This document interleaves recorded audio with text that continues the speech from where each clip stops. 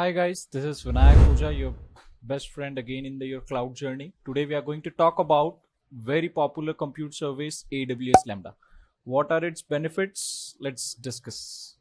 So AWS compute service provides us so many kind of services for our computing task. Then the most popular one you have heard is EC2.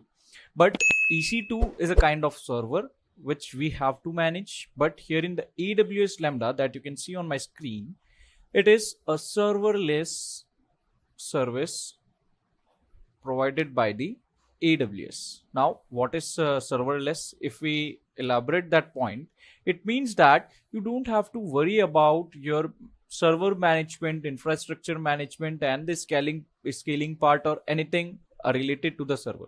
You just have to put your code in that, and you just need to fulfill your purpose there. That's it. So, how it is more efficient, right? Let's see. So you can run your code without any server management, without any server management. That's the one point. Then in the server management, the very first thing that comes is the auto scaling part. So auto scaling is also managed by the AWS itself. So you don't have to worry about it. You don't have to worry about this. And as being serverless, you don't have to do that all configurations, installing the things. Yes, you have to create your custom if you are looking for something else. And AWS offers a lot of your favorite languages in which you can code. That is very popular is Node.js, Python, and so on. The list keeps going. But there are some limitations as well with them. Okay, you need to select the versions which you are looking for. They quietly keep upgrading for the security purposes, so you have to keep a loop on that as well.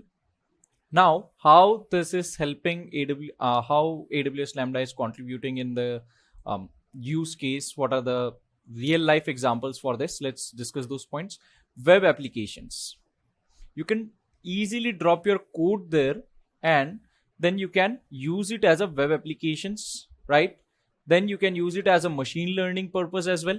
You can you can predict your models doing anything. I'm not very fond of machine learning right now, but yeah, so you can predict and you can perform your more high consumption task very easily with machine learning, because you don't have to worry about auto scaling part. That's the main point. Machine learning requires a lot of huge resources that you can avoid by using machine learning. Oh, sorry, AWS Lambda. Sorry for that. Now, the third one is data processing. So let's say that you have the data and you want that every time I just click somewhere, I get on this point, then I should see this.